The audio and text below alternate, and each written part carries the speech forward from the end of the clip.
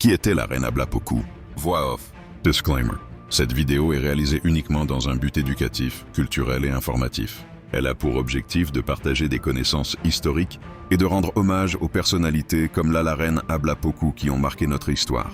Les images et extraits utilisés le sont dans le respect du droit de citation et sans aucune intention de nuire. Dans les profondeurs de l'histoire africaine, certains noms résonnent comme des symboles de courage, de sacrifice et de grandeur.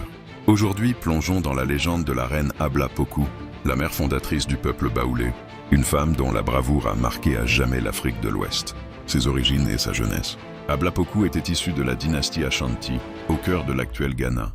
Princesse respectée, elle grandit dans un royaume puissant mais traversé par des rivalités internes. Dès son jeune âge, elle se distingue par son sens du leadership, son intelligence et sa proximité avec son peuple. Quand des conflits de succession éclatèrent, Ablapoku fit un choix décisif. Plutôt que de se soumettre à l'oppression et au sang versé dans son propre clan, elle préféra partir. Elle rassembla un groupe de dissidents, d'hommes, de femmes, de guerriers et de familles, et prit la tête d'un exode périlleux, les combats et la marche vers la liberté. Le voyage fut long et semé d'embûches. Ablapoku et ses fidèles affrontèrent des ennemis Ashanti, déterminés à les rattraper et à les écraser.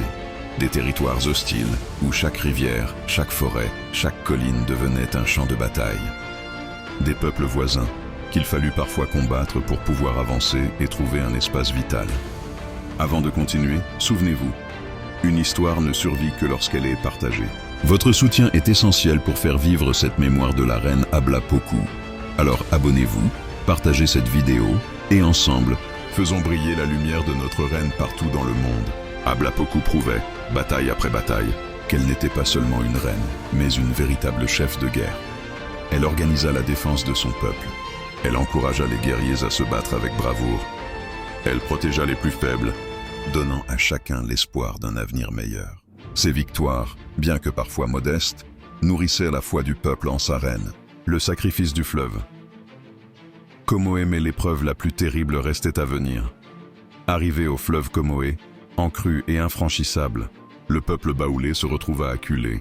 Derrière eux, l'ennemi approchait. Les devins consultés annoncèrent que seule leur offrande du plus précieux trésor permettrait au fleuve de S ouvrir. Alors, dans un silence lourd et douloureux, Ablapoku prit son fils unique dans ses bras. « Peuple baoulé, que ma douleur soit votre salut. L'enfant est mort, mais vous vivrez. » Elle confia son fils aux eaux déchaînées.